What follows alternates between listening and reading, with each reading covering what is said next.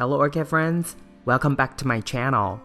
Wherever you are, I hope you're having a great day, staying healthy and staying safe. Today we're going to look at a new orchid.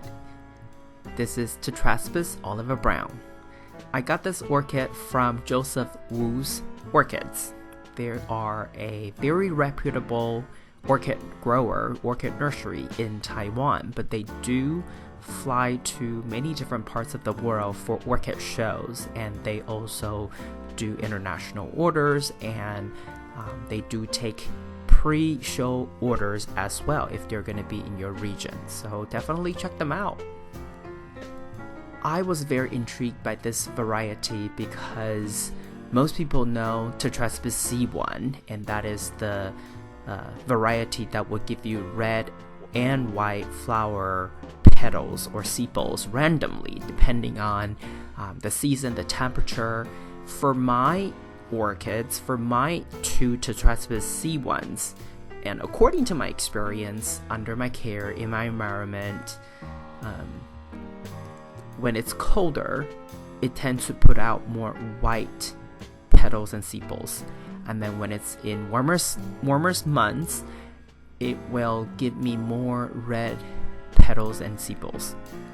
I don't know if you also have similar experience, but at least for the two in my environment under my care, that's what they do. In winter months, there was one time both of them had all white flowers, not even one single petal that's pink, let alone red. But for this one, this is what I call the faux color, faux brown color, because this one will not have any kind of brown and white combination. This is a completely brown variety. And I always wonder, since I have this orchid, I have this question in my head, is this brown variety found in the wild, or it is a result of some kind of I guess hybridization between two Tetraspis to be able to produce this brown color? Because I know for a fact that sometimes orchid breeder would pick two species, the same kind, and choosing from their better flower shape, bigger flower shape, or bigger or special color, and try to breed something, and it's still a species, but it would just have different characteristics. I'll give you an example. I have a Bellina that is a cross between two different Bellinas. One is bigger lip, or the other one is like rounder flower or something. It's still a Bellina, it's still a species, but it just has slightly different characteristics. But for this one, I wonder, if the brown color really is something that was produced and found in the wild, or it's actually from some kind of cross hybridization. I don't know if this is called hybridization, because it's a cross. It may be a cross between two different Tetraspis. Who knows? So maybe that's something I will write to the orchid nursery and ask them about it. Other than that, the smell, the lips, and the throat, that yellow throat, they're all very, very similar to my Tetraspis C1, with the fuzzy, hairy lips, lip tips. And then even like the back side of the flower, they all look like Tetraspis C1, except the color is brown for this orchid.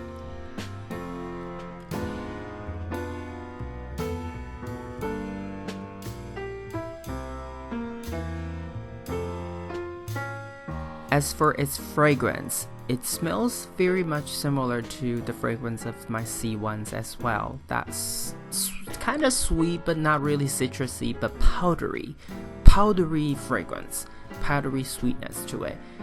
Kind of like baby powder, really.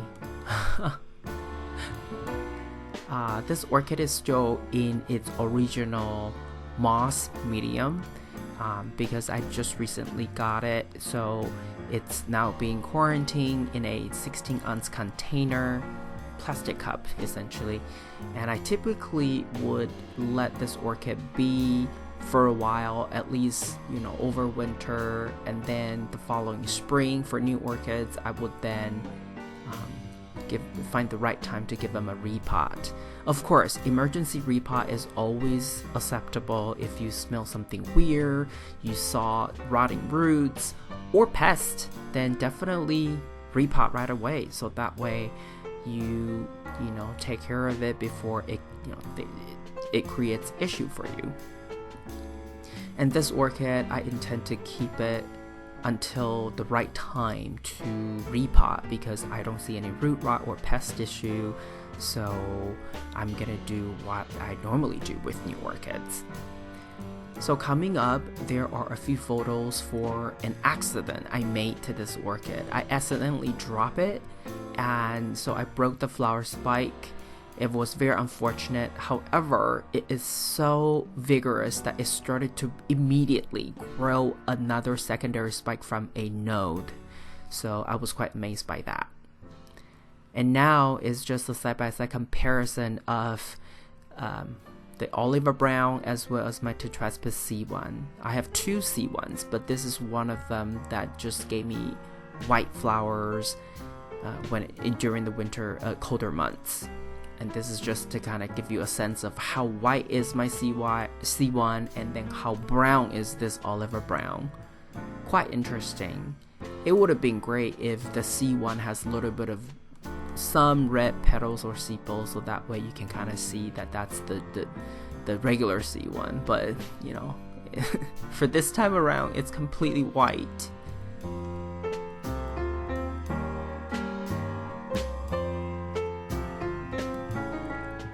And again, if you just look at their lips, they all have very similar fuzzy lips.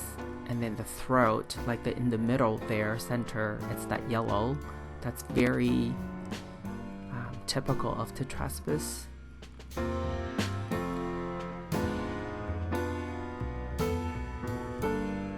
Overall, tetraspis is a type of species that I feel is not difficult to grow. So if you're new to this orchid hobby, you definitely should give it a try. There are many different other varieties out there. I've seen the full red variety, white background with stripes, and white background with dots. So there are many different varieties to choose from. You should give it a try, definitely.